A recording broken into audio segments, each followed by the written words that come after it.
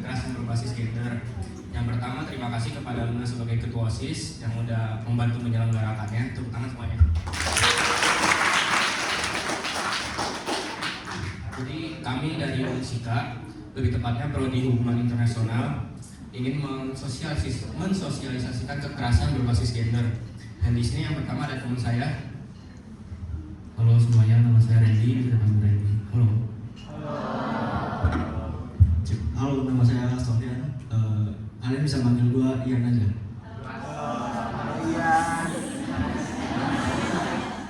Hai teman-teman. Perkenalkan, nama aku Tasya. Salam kenal. Halo semuanya. Nama aku Hana Jessica. Salam kenal. Halo. Nama aku Rizka. Halo semuanya. Nama aku Ranti. Salam kenal. Halo semuanya, selamat pagi. Perkenalkan, nama aku Shakira. Perkenalkan, nama saya Dewa Patrika Karmabar. Saya juga alumni sini, alumni SMA 5. Yang kebetulan ada saya juga di sini, tapi ada saya sepertinya tidak hadir.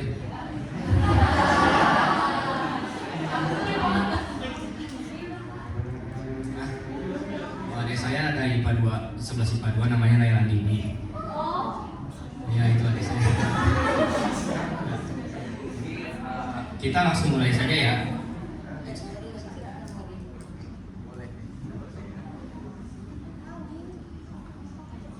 Nah, ini tadi yang sudah diperkenalkan oleh kita semua, our members.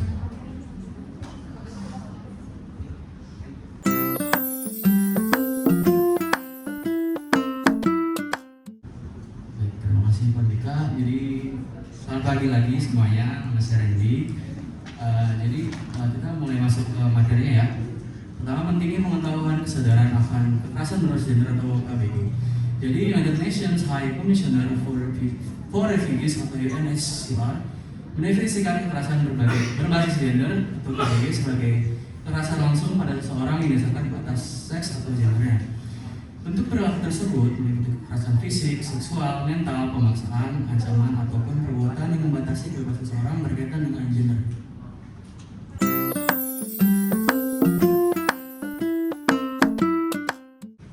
Nah, jadi ada 4 alasan kenapa perlu pengetahuan akan kesadaran gender atau KBG itu. Pertama, karena angka kesadaran gender di Indonesia itu relatif rendah. Nah, kenapa sih penyebabnya gitu? Jadi penyebabnya ada 4 ya guys. Yang pertama ada SDM yang rendah, kesadaran hukum yang rendah, kondisi ekonomi, dan lingkungan sosial. Jadi kalau untuk SDM yang rendah sendiri itu pada tahun 1970 Indonesia itu menjadi salah satu penyumbang kematian bayi. Ada yang tahu kenapa nggak? Nggak tahu. Apa? Buah. Jadi pada tahun 1970 itu terdapat kesalahpahaman tentang penafsiran sosial.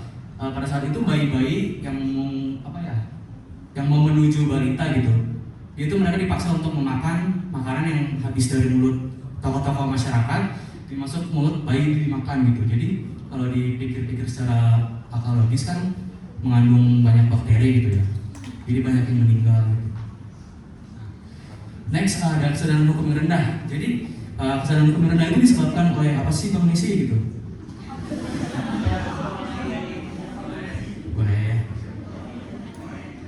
Jadi itu disebabkan oleh korban, saksi maupun pelaku itu sendiri. Jadi kalau korban itu merasa malu, merasa gengsi untuk bercerita karena merasa kekerasan gender yang dialami itu aib. Dan untuk saksinya juga, mereka itu juga takut gitu dapat ancaman dari pelakunya itu. Dan untuk pelakunya sendiri karena korban dan saksinya itu takut, jadi pelakunya itu masih bebas berkeliaran gitu. Jadi kesadaran hukum itu masih rendah gitu. Next ada kondisi ekonomi teman-teman. Kondisi ekonomi itu menjadi lini terpenting dari alasan rendahnya kesadaran gender di Indonesia. Karena aku akan mengambil sebuah perumpamaan contoh kasus gitu ya. Jadi misalkan terdapat sebuah pasutri yang mana suaminya itu memiliki tuntutan untuk memenuhi kebutuhan rumah tangganya gitu. Dan di saat kebutuhan rumah tangga itu terpenuhi, maka suami itu akan stres pasti kan, akan stres. Lalu secara nggak langsung pasti otomatis akan melampiaskan itu semua ke istrinya dan terjadilah KBG itu. Oke, next, lingkungan sosial. Lingkungan sosial juga berpengaruh juga karena dimana kalau misalkan lingkungannya itu pasif terhadap KBG itu sendiri, pasti secara nggak langsung angkanya itu makin tinggi gitu, angka kekerasannya. Jadi misalkan aku ambil contoh kasus lagi, misalkan ada sebuah pasutri berantem setiap malam gitu, dan karena udah seringnya tetangga sekitar tuh kayak udah weh gitu biasa gitu. Akhirnya korbannya itu kayak nggak terhiraukan gitu, jadi udah biasa gitu.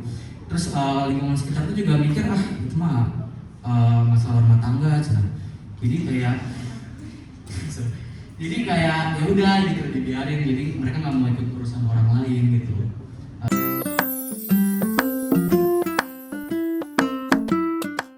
Nah, yang kedua alasannya karena kekerasan sudah menjadi budaya. Nah, jadi mulai pemerkosaan telah tertanam dalam cara berpikir, berbicara, dan bertindak dalam kehidupan sehari-hari. United Nations Women mendefinisikan itu sebagai rape culture is the social environment that allows sexual violence to be normalized and justified, fueled by the persistent gender inequalities and attitudes about gender and sexuality. Artinya apa tuh Bang Lucy? Ada yang bisa nggak translate nih?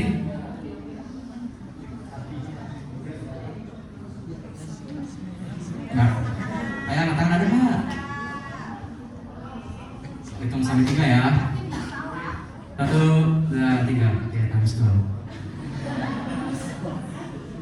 Jadi artinya budaya pemerkosaan itu sebuah lingkungan sosial yang mana memungkinkan kekerasan seksual itu dinormalisasikan dan juga dijustifikasi, didorong oleh gender, ketidaksetaraan, dan attitude mengenai gender dan seksualitas itu sendiri.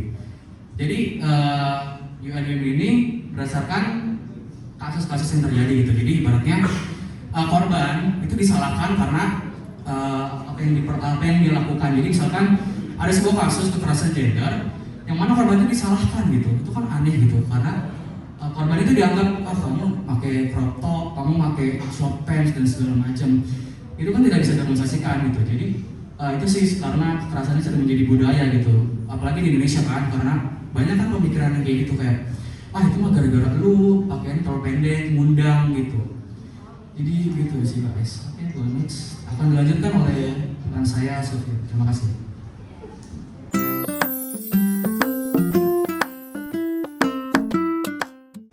Oke, thank you ya Kak Randy. Sebelumnya gue ke bawah aja kali ya. Oke, sekarang gue bakal melanjutin pembahasan dari Kak Randy yang membahas tentang kenapa sih kekerasan gender di Indonesia ini penting dan harus kalian sadari gitu. Jadi when we talking about gender harassment, kayaknya nggak bakal lengkap ya kalau misalnya kita nggak ngasih data. Dan data yang kita ambil ini dari catatan tahunan Komnas HAM. Mereka ini kayak lembaga yang mengakomodasi kayak kesejahteraan perempuan dan juga anak ya. Jadi ada laporan secara berkala tiap tahunnya, dan itu sangat miris karena selalu ada peningkatan tiap tahunnya tentang gender harassment ini. Dan di kasusnya di Karawang sendiri di tahun 2020 itu ada 92 kasus tentang kekerasan pada perempuan gitu. Dan di tahun 2021 ini meningkat jadi 121. Dan berarti di situ tuh ada sekitar 19% peningkatan tiap tahunnya. Dan ini baru di satu kabupaten ya. Dan itu tuh laporan-laporan ya kekerasan secara fisik, belum secara mental ataupun secara online gitu. Karena when we talking about gender harassment, di sini tuh ada banyak banget cara dari orang-orang buat ngelakuin kekerasan gender gitu. Terutama di peningkatan ini tuh ada kasusnya yang kayak kekerasan yang dilakukan secara online gitu. Gue yakin di sini juga teman-teman udah pada kayak awam gitu ya sama sosial media. Gue yakin juga gak ada di sini yang gak punya Instagram, ya kan? Coba ada nggak yang gak punya Instagram di sini? Oke, nggak ada. Biasanya kalian pakai apa sih buat di sosial media itu, kayak Instagram, Twitter?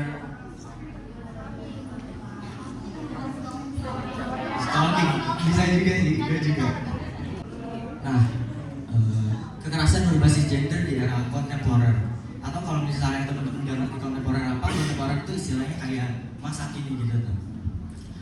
In this digitalization era, kekerasan berbasis gender secara online itu jadi salah satu upgradean gitu tuh. Sama semuanya juga berkembang, termasuk kekerasan juga berkembang. Yang tadinya secara fisik doang, sekarang bisa secara online juga, nggak kayak kuliah aja gitu tuh. Kelas deh di sini. Kayak kelas itu, pasti kan kalian juga pernah ngerasain kelas online dulu kan. Kekerasan berbasis online, kekerasan gender berbasis online.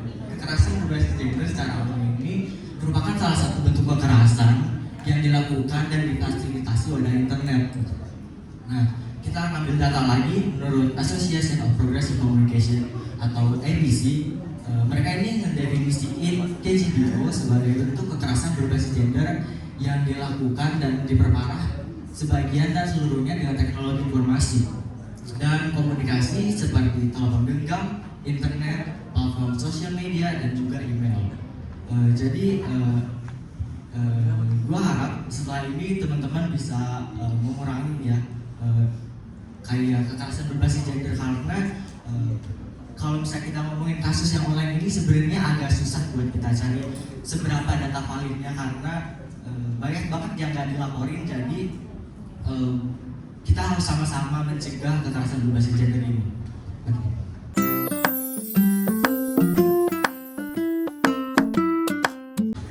Oke, selanjutnya aku bakal ngejelasin tentang istilah-istilah dalam kekerasan berbasis gender. Nah, tadi seperti yang udah dijelasin sama kakak yang sebelumnya, kalau kekerasan berbasis gender sekarang itu di era globalisasi ini sudah banyak sekali istilah-istilahnya. Nah, istilah-istilahnya itu ada kayak gaslighting, playing victim. Nah, kalian pada tahu nggak sih kalau playing victim ternyata termasuk ke dalam kekerasan berbasis gender. Nah, terus ada mobbing, impersonation, terus ada revenge porn, NCII, sexting, sexualizing woman's body, body shaming, dan ada juga catcalling sama stalking. Tadi kan ada yang bilang, kenapa sih kita main IG itu biasanya kita pakai buat stalking. Nah, ternyata stalking juga termasuk ke dalam kekerasan berbasis gender, teman-teman. Nah, stalking yang gimana sih yang termasuk ke dalam kekerasan? Nah, nanti kita akan jelasin sama-sama istilah-istilah apa aja dan apa aja pengertian dan contoh-contohnya juga di dalam kekerasan berbasis gender ini. Nah, selanjutnya ada penjelasan mengenai body shaming dan juga sexualizing woman's body. Nah, ini akan dijelaskan oleh teman saya yaitu Hana. Halo semuanya. Aku mau jelasin body shaming sama sexualizing women's bodies. Itu nggak jauh beda ya. Jadi kita harus tahu perbedaannya.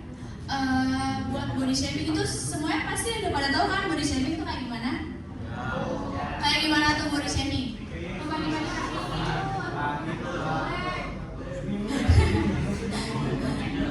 Nah, kalau sexualizing women's bodies sudah ada yang tahu belum? Jadi body shaming itu merupakan suatu perilaku mengkritik atau mengomentari fisik atau tubuh diri sendiri maupun orang lain dengan cara yang negatif. Kalau sexualizing women's bodies itu daya tarik perempuan, seorang perempuan atau laki-laki itu biasanya hanya dilihat dari tubuhnya saja, dan biasanya tubuh perempuan selalu dijadiin objek. Jadi kalau body shaming itu kayak yang tadi tuh kalian sebutin, kayak ih kalian gendut atau gimana, ih lu gendut banget sih gitu. Nah, kalau misalnya sexualizing women's bodies itu semacam kayak misalnya kita ketemu teman kita nih, lu kok perempuan berbulu sih gitu. Terus kalau enggak laki-laki misalnya, di laki-laki kok lu laki-laki gak ada bulunya sih gitu. Nah, itu namanya sexualizing ya, sexualizing women's bodies. Nah, selanjutnya aku bakal jelasin tentang gaslighting sama playing victim ya, dan juga victim blaming. Nah, apa sih gaslighting sama playing victim itu? Sebenarnya gaslighting sama playing victim itu sama ya teman-teman, maksudnya kayak perbedaannya itu nggak jauh beda. Nah, Nah di sini bedanya gaslighting sendiri itu kayak kalau gaslighting itu lebih kayak mencuci pikiran kita. Jadi sikap seseorang untuk mencuci pikiran kita seolah-olah jadi kita itu nanti ngerasa bersalah atau kita merasa kayak emang iya ya gue kayak gini ya gitu. Jadi kita tuh kayak kepikiran gitu loh soal perkataan mereka. Dan gaslighting ini biasanya dilakukan oleh seseorang melalui ucapan atau perkataan. Nah terus kalau playing victim sendiri di sini masa gak ada yang tahu playing victim? Pasti tahu dong playing victim apa? Oke tahu. Playing victim itu biasanya dilakuin sama orang-orang yang gak mau salah, ya gak sih? Jadi playing victim itu biasanya dilakuin sama orang-orang yang ternyata dia tuh salah, tapi dia gak mau salah, terus dia malah nimpain kesalahan dia ke orang lain. Kayak, ya apaan sih orang lu kok yang kayak gitu bukan gua, padahal dia tuh salah gitu. Nah itu namanya playing victim. Jadi perbedaan gaslighting sama playing victim itu tipis ya. Mereka sama-sama playing victim. Jadi gaslighting itu, pelaku gaslighting itu sama, mereka juga playing victim. Jadi mereka kadang gak mau disalahin. Jadi mereka itu berusaha buat ngeluarin perkataan yang bikin kita itu kepikiran, bikin mencuci otak kita gitu. Jadi misalnya contohnya kayak kalau gaslighting kayak misalnya kita pacaran nih, terus kata pacarnya gini, kamu kok gak ngabarin aku sih? Terus nanti kata ceweknya gini, orang kamu aja main ML terus gitu. Terus nanti cewek pasti cowoknya kepikiran kayak, oh iya ya ternyata gue ya yang ninggalin dia gitu. Padahal kan emang mereka tuh sebenarnya dua-duanya salah kan. Yang satu sibuk main ML, yang satu emang gak mau nyariin aja kan, males gitu karena males ya udah orang dia aja main ML kan kayak gitu. Nah terus selanjutnya ada victim blaming. Nah kalau victim blaming ini seperti yang tadi udah Kak Sofian jelasin ya, karena dijelasin. Jadi victim blaming ini biasanya dilakuin oleh seseorang yang dia tuh malah ngatain orang yang habis kena kejahatan atau kena kekerasan seksual. Misalnya sekarang kita tahu lah ya, fashion zaman sekarang itu banyak banget, ada yang crop top, ada yang pakaiannya terbuka. Nah kalau misalnya ada cewek nih, cewek misalnya pulang malam jam 9, jam 10, terus mereka pakai baju yang ketat, pakai baju yang seksi-seksi, terus ternyata mereka di jalan ada yang ngejegat atau ada yang ngegodain. Nah terus mereka cerita nih ke teman, tadi gua ada yang ngejegat gini-gini. Terus temannya malah menjawab, lu sih pakai baju crop top, lu sih lagian pulangnya malam. Nah itu termasuk ke dalam victim blaming.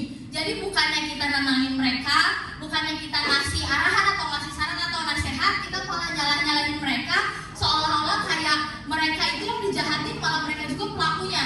Jadi kayak seolah-olah pelakunya itu di sini ada dua orang. Yang pertama cewek yang pakai baju seksi, dan yang kedua cowok yang nge-catcallingin kita, cowok yang ngegodain kita. Padahal di satu sisi cewek itu sebenarnya kalau zaman sekarang ya, aku juga pernah ngerasain, walaupun mau pakai baju seksi atau pakai baju tertutup, kadang ada nggak sih orang-orang iseng yang kayak catcalling gitu, orang-orang kayak ngegodain walaupun kita pakai pakaian tertutup gitu. Dan terus kita salahnya apa gitu? Kita pakai pakaian tertutup juga salah, pakaian terbuka salah. Terus kenapa kita pada saat kita ngerasa kalau kita kena kekerasan atau kita kena kejahatan, terus kita malah disalahin, lu sih pakai baju ketat-ketat, makanya pakai baju tuh harus yang tertutup. Toh orang-orang yang pakai baju tertutup juga sama aja kan, ada aja gitu yang kena kayak gitu. Nah selanjutnya, nah di sini ada Undang-Undang Nomor 23 Tahun 2004 tentang penghapusan diskriminasi terhadap perempuan. Jadi body shaming, sexualizing women's body, gaslighting, playing victim, dan victim blaming di Indonesia tidak ada undang-undang yang secara khusus mengatur tentang masalah ini. Namun tindakan tersebut dapat dianggap sebagai bentuk psikologis kekerasan dan atau pelecehan. Nah yang diatur dalam undang-undang ini. Jadi seperti yang kita tahu ya teman-teman, kekerasan ini sekarang udah banyak banget bentuknya. Jadi kekerasan ini sekarang bukan hanya berbentuk fisik atau berbentuk yang kelihatan sama kita, kelihatan dari mata misalnya kayak lebam atau luka-luka. Jadi sekarang kekerasan itu udah banyak banget bentuknya.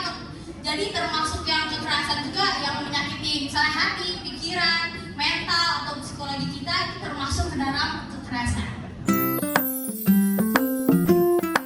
Halo semuanya. Jadi aku mau ngejelasin tentang revenge porn sama NCEE. Jadi revenge porn itu suatu istilah di mana konten seksual milik pribadi, baik itu foto ataupun video, yang disebarluaskan oleh orang tanpa persetujuan. Nah, yang itu beralasan dengan balas dendam. Sedangkan NCI itu suatu istilah ketika penyebaran konten intim baik berupa foto ataupun video tanpa adanya persetujuan, dan itu untuk mencari sebuah keuntungan.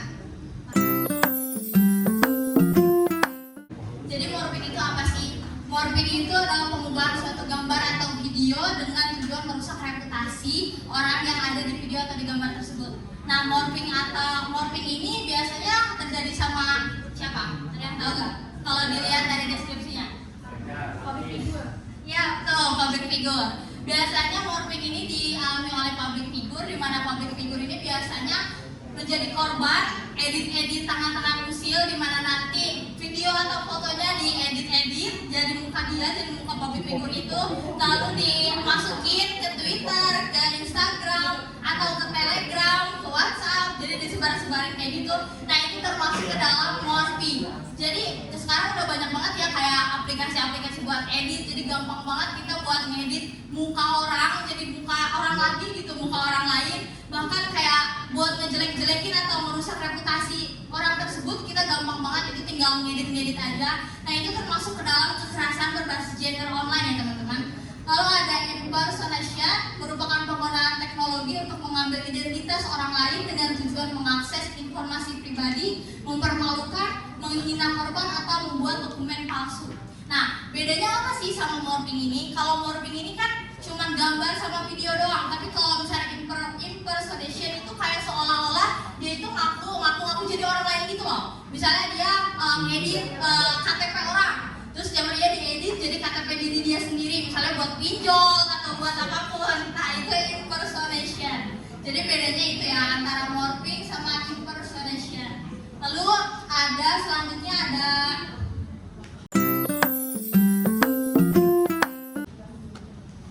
sexting nih. Pasti di sini banyak banget yang suka seks. Bukan di sini sih ya, tapi nggak tahu sih ya. Nah, sexting mudah-mudahan nggak ada sih ya yang suka sexting kayak gitu.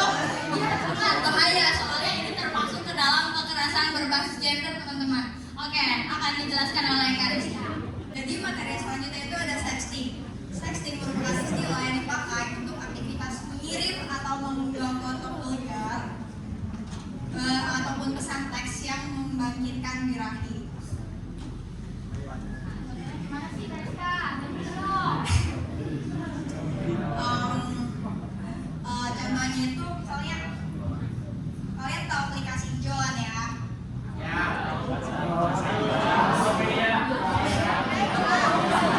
Gojek Grab ya. Nah, di situ kan pasti jajan ada yang pernah pakai nih. Jadi kan di situ kita bisa melihat nih dari bisa milih-milih orang. Nah, di situ nanti kan kita pasti kan ngechat dulu nih ini gimana skemanya. Nah, itu Balik lagi sama aku mau kasih tahu perbedaan catcalling sama stalking. Tadi yang dibilang sama Kak Rizka itu kayak tentang sexting, itu sesuai juga sama masuk juga ke dalam kekerasan berbasis gender. Ini juga masuk catcalling dan stalking. Nah, kalau catcalling pasti ada salah satu cowok di sini yang suka piwit gitu. Asik, apa nih? Tadi ada tuh katanya. Siapa nih yang ada? Cewek juga ada sih, kayak gitu. Kayak ada cowok lewat gitu. Jangan buka kartunya dong, kasih yang kita cewek-cewek. Malu. Pasti kita bakal ngalamin mau cewek semua, mau semua. Itu termasuk dalam kekerasan berbasis gender. Catcalling itu pelecehan di ruang publik maupun secara online. Itu biasanya kalau di TikTok itu cewek-cewek tuh gini, aduh rahimku anget gitu. Itu kan gitu kan, biasanya kan aku nih cewek-cewek nih. Atau enggak, bang, kalian kan kayak gitu. Aku sering ngeliat kayak gini. Kalau cowok-cowok nih nggak lihat umur nih, nggak lihat umur, pasti piwit cewek gitu, pasti ada nih, nggak mungkin nggak ada ada nih.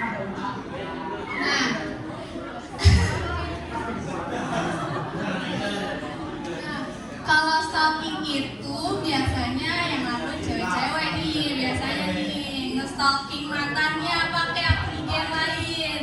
Yang mana nih? Nah, kalau stalking itu tindakan yang di mana kita mengikuti orang secara diam-diam atau menuntut atau kepoin hidup orang nih biasanya nih. Oh, sering juga yang stalking mantannya. Ya gitu, itu perbedaan dari catcalling sama stalking. Dua-duanya itu masuk ke dalam kekerasan berbasis gender, teman-teman. Nah ini contohnya tuh. Biasanya cowok-cowok nih kalau catcalling, kalau stalking biasanya cewek-cewek. Tapi ada cowok juga yang ngikutin cewek-cewek sampai pulang, sampai rumahnya, sampai depan rumahnya tuh pasti ada. Semoga di sini gak ada ya. Ada apa enggak? Ini yang tadi yang di sini stalking mantan ya katanya.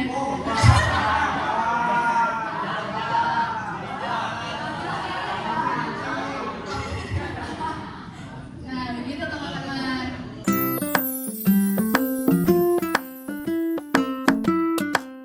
Jadi apa sih yang harus kita lakuin kalau misalnya kita jadi saksi dari kekerasan seksual? Bisa teman-teman baca. Yang pertama ada apa?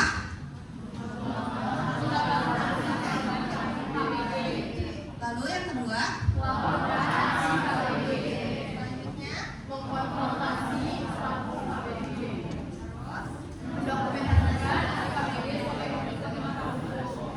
Terakhir?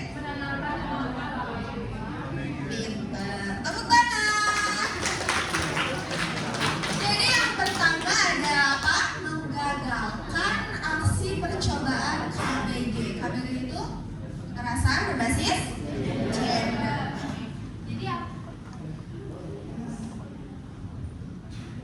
Jadi apa sih yang harus teman-teman lakuin kalau misalnya kalian lihat nih di depan mata kalian ada orang yang coba buat melakukan kekerasan. Nah kalian nggak bisa diam diri aja dong.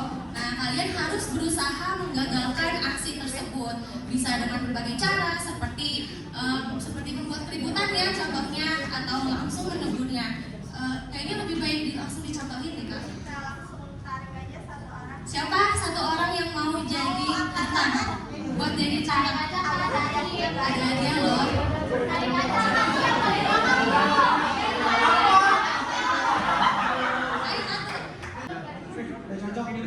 Cewek. Sini dong cewek.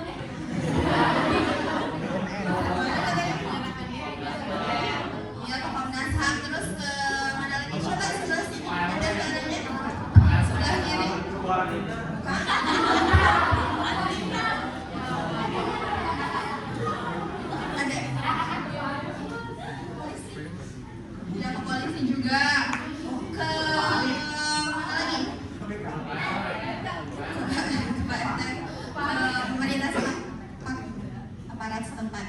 Terus yang selanjutnya ada apa Kak Ranti? Selanjutnya itu mengkonfrontasi pelaku. Jadi selain yang tadi udah dicontohin yaitu menggagalkan, kita juga perlu berani untuk langsung mengkonfrontasi pelaku. Jadi kalau kita nggak tegur atau kasih tahu kan percuma aja, bisa jadi pelakunya mengulangi kesalahan yang sama. Nah untuk itu kita perlu banget nih berani secara tegas untuk mengkonfrontasi pelaku. Seperti itu Kak Tasya. Nah selanjutnya kita juga perlu mendokumentasikan aksi kekerasan sebagai bukti kuat di mata hukum. Gimana sih contohnya Kak? Misal kita ada di KRL, di kereta atau di mana aja ya, di tempat mana aja bisa. Mungkin misal teman-teman belum cukup keberanian untuk menggagalkan atau langsung melaporkan. Salah satu contohnya itu teman-teman bisa mendokumentasikan. Pasti semuanya sekarang benar-benar pegang HP lah ya. Pasti semuanya ya. Sekarang juga pada pegang kok. Jadi misalkan teman-teman belum cukup keberanian untuk langsung menggagalkan dan menegur si pelaku itu, teman-teman bisa fotoin aja atau videoin lalu boleh deh tuh bisa langsung dilaporkan gitu kan nanti. Terus selanjutnya yang terakhir nih ada apa? Nah, yang terakhir ini tuh penting juga teman-teman, karena kan kita semua seringkali cuma fokus sama pelaku sampai lupa sama keberadaan korban. Padahal korban ini tuh perlu banget untuk ditenangin, untuk ditemenin, dan untuk didengar ceritanya. Karena korban kekerasan seksual itu pasti kan merasa sendiri. Nah, untuk itu perlu banget kita sebagai saksi untuk menenangkan korban, untuk bercerita kepadanya, dan mungkin juga bisa membantu korban dalam proses laporan tersebut, Kak Tasya.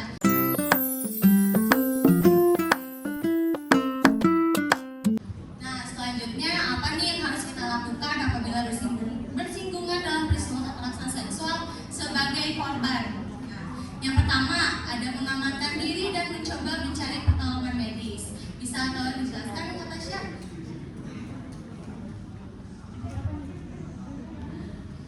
Jadi kalau misalnya kita sebagai korban nih, baik perempuan ataupun laki-laki, yang pertama yang bisa kita lakuin itu adalah mengamankan diri dulu dari keruan itu. Terus dan kalau sekiranya sangat berasa efeknya langsung gitu ya, misal langsung anxiety atau teman-teman lemas gitu, bisa langsung mencari pertolongan medis di sekitar atau misalnya jauh gitu, boleh deh minta tolong. Atau pokoknya kita yang pertama itu harus berani bilang, soalnya berdasarkan yang udah kalau misalkan jadi korban kekerasan seksual itu biasanya mereka malu untuk speak up karena mereka pikir itu aib dan dikiranya nggak apa-apa gitu kan. Padahal itu sangat mengguncang mental. Apakah betul? Betul. Jadi teman-teman bisa mengamankan diri dan mencoba mencari pertolongan medis terdekat. Terus yang selanjutnya? Kan tadi udah dijelasin sama Kak Tasya untuk mencari pertolongan medis. Jadi mencari pertolongan medis itu juga penting banget loh teman-teman. Jadi kita bisa menggunakan rekam medis tersebut sebagai bukti kuat di jalur hukum seperti itu. Nah selanjutnya yaitu teman-teman bisa menghubungi pihak yang dipercaya. Karena menjadi korban kekerasan seksual itu sangat tidak enak ya. Jadi bisa membuat kita kalut, takut, cemas, apalagi menghadapi hal tersebut sendiri. Untuk itu teman-teman perlu menghubungi pihak yang dipercaya. Bisa teman sendiri, keluarga, kerabat, ataupun pihak yang berwajib seperti konselor dan sebagainya. Nah selanjutnya, setelah menghubungi pihak yang dipercaya, kita bisa melapor kepada pihak yang berwenang.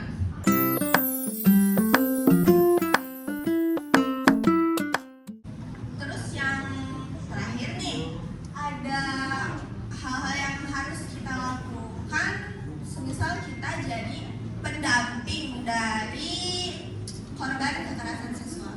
Yang pertama adalah kita bisa menjadi tempat bercerita bagi korban KBG tersebut. Jadi sebisa mungkin untuk tidak menjudge dan melakukan hal-hal yang sebelumnya tadi dijelaskan seperti victim blaming, dan pokoknya jangan sampai menyakiti hati korban lagi ya teman-teman. Terus yang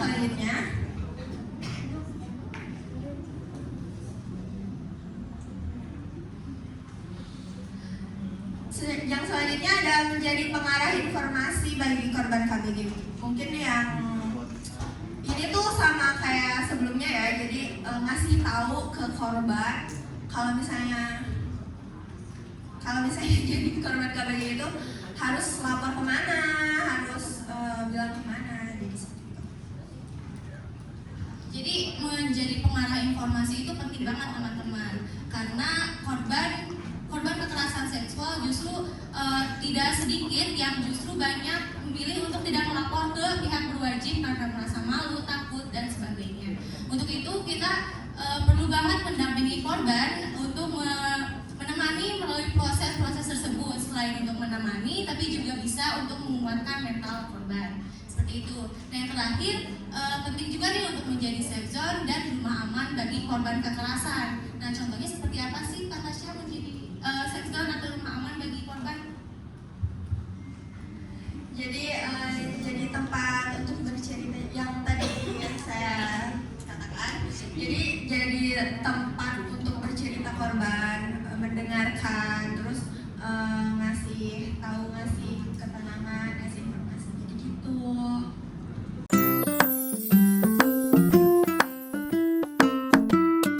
Nah sekarang ini undang-undangnya kalian bisa lihat sendiri.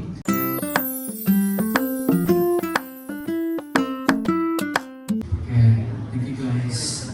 Jadi masuk ke dalam respon naked polling tadi kan udah dengar dari teman-teman HI Musika. Jadi pertama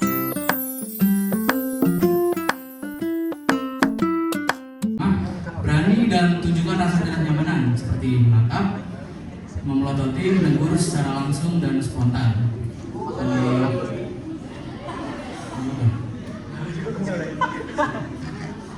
Next ada mengenai ancaman hukuman. Tadi kan udah lihat sendiri kan undang-undang atau hukum-hukumnya. Jadi kita tuh nggak awam tentang kalau mau melapor tuh kayak ini ada pasalnya nggak sih, ada hukumnya nggak sih gitu. Kita harus juga awam dan aktif tentang undang-undang tersebut. Nah, tadi kan udah disebutin kan kontak-kontak apa yang bisa dihubungi. Nah, mungkin ini kontak-kontak resmi yang bisa kalian hubungi. Pertama ada Sapam 19 melalui hotline 0119 atau melalui WhatsApp 08111129. Nah, ini Sapa ini tuh difasilitasi oleh Kementerian PPPA. Ada yang tahu nggak? PPPA. Ada yang tahu nggak? Apa? Betul. Hotline mungkin kalau hotline itu di jam-jam tertentu mungkin sibuk ya, karena saya pernah jaga sendiri. Mungkin bisa melalui WhatsApp, tapi kemungkinan sih balas itu agak lama gitu. Jadi tapi kalau saya baca juga bisa melewati sosmed mereka di Sapa 129. Ini ada Komnas Perempuan. Kalian bisa ngirim berkas email pengaduan@komnasperempuan.go.id.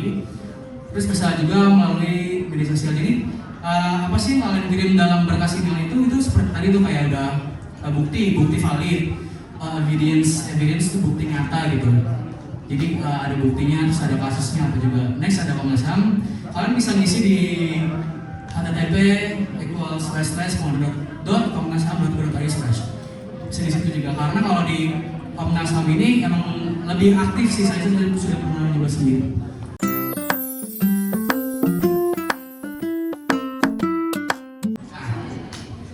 Teman-teman semua di sini ada yang tahu Bang Tan Sojina nggak nih?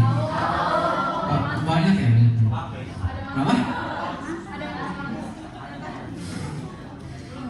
Oke, jadi kita kan nih haki banget nih guys, haki banget gitu. Jadi kita tuh ngambil temanya tuh tentang Bang Tan Sojina tuh BTS gitu, tentang kampanye mereka yang dilakukan dari tahun 2017 yang bernama Love Myself sebagai upaya anti-bullying, pencegahan korban KBG dan juga jalan keluar dari relasi toksik. Table of Content ini adalah introduce program jangka waktu dan keberhasilan. Next. Ada ya?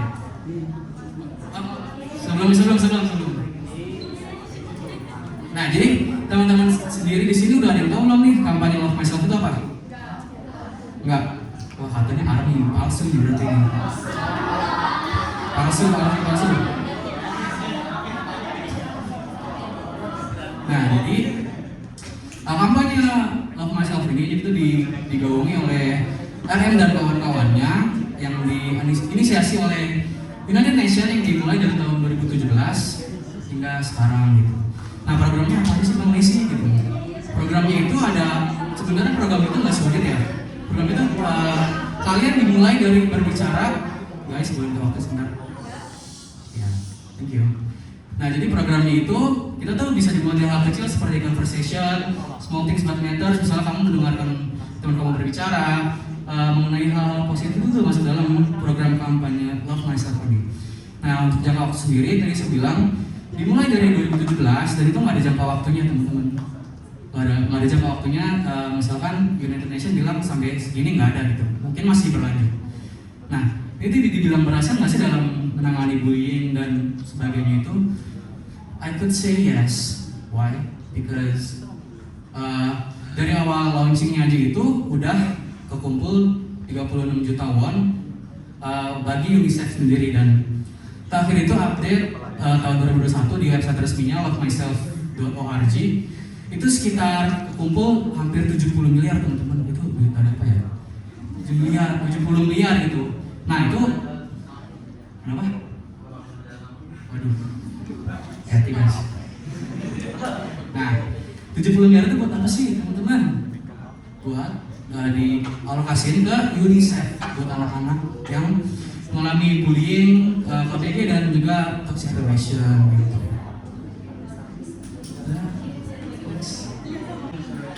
Jadi kan di sini kita bakal memperagakan istilah-istilah tersebut. Nah, jadi kita akan mengambil tiga istilah ini untuk diperagain. Nah, kalian itu mau yang mana gitu? Nanti. Jadi kalian mau coba? Nah, ini ada body shaming dan sexualizing woman's body. Ada gaslighting, playing victim dan victim blaming.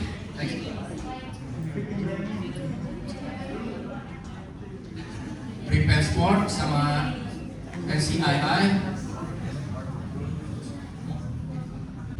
Oke, jadi perlu digarisbawahi kalau body shaming itu kita tuh bukan menjudge someone yang they had something big on their bodies. Misalkan sorry to say gemuk gitu, itu bukan termasuk body shaming. Yang teman-teman yang body shaming itu misalkan sorry to say kalian tuh memiliki kekurangan fisik, itu tuh masuknya body shaming. Misalkan kalian tuh memiliki kondisi kaki itu yang kurang normal seperti orang lain, ya disabilitas, kalian tuh dibully, itu baru namanya body shaming. Body shaming itu menjudge sesuatu yang nggak bisa diubah gitu, kayak gitu sih. Nah, contohnya misalkan Pak ini, maaf ya, penyandang disabilitas gitu. Misalkan kencang.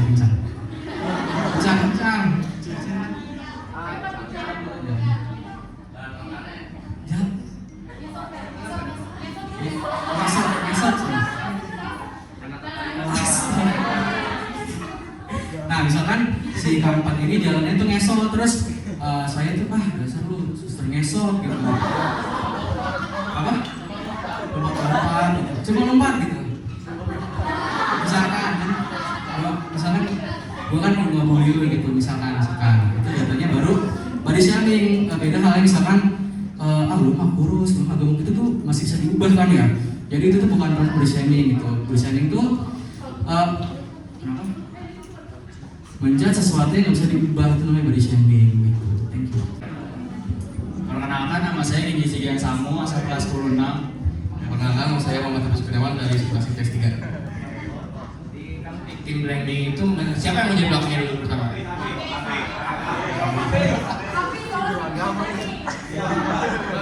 Pelakunya, jadi kan sesuai victim blaming kayak benar-benar menyalahkan seseorang gitu ya. Seseorang walaupun dia nggak tahu apa-apa, tapi disalahkan, itu namanya victim blaming. Silakan.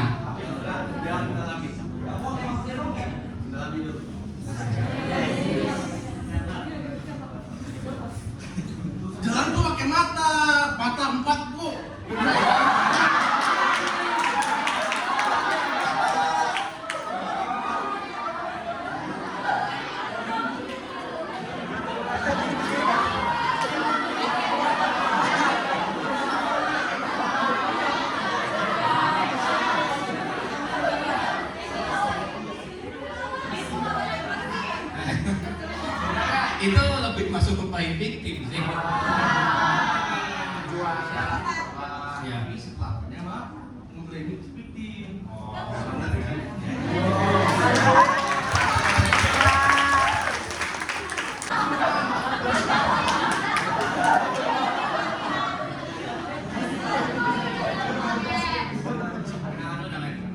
Perkenalkan, nama saya Sebul Priadi dari kelas 11 Benarkah nama saya Bojan Fajar Pratama 11 ini ada apa ya? Jadi di sini kan sebagai contoh. Iya, hubungan itu. Kalian berdua pernah terjebak hubungan yang toksik gak? Jadi ini nyari.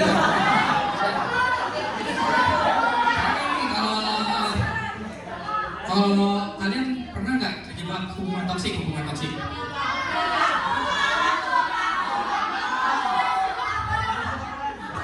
Kalau kalian pernah menjadi seseorang yang pernah terjebak hubungan toksik, pasti kalian juga pernah merasakan gaslighting. Nah, kalian ini sebagai korban apa pelaku dua-duanya? Oke, jadi gini aja ya. Misalnya nih, ini contoh aja ya, misalnya kita pacaran.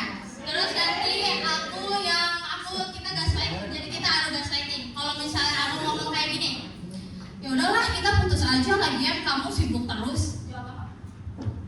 Ya kamu lagian.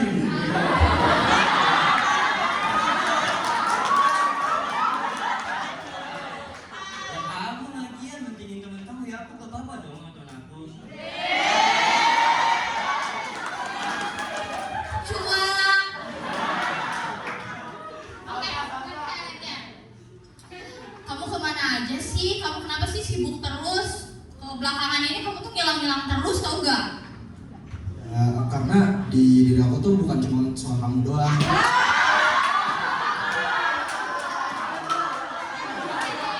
Ini keren banget. Pasti mantannya ada 10 ya? Nah, itu contoh, bener ya, itu contoh gaslighting teman-teman. Jadi kalau misalnya kita kayak digituin, pasti kita kan bakal mikir, oh iya ya, gini-gini kita salah ya, sebenarnya kita bener apa salah sih? Nah, jadi dia itu bisa mencuci otak kita, mencuci pikiran kita, jadi seolah-olah kita itu bimbang antara benar dan salah gitu. Oke, terima kasih. Ada yang mau tanya?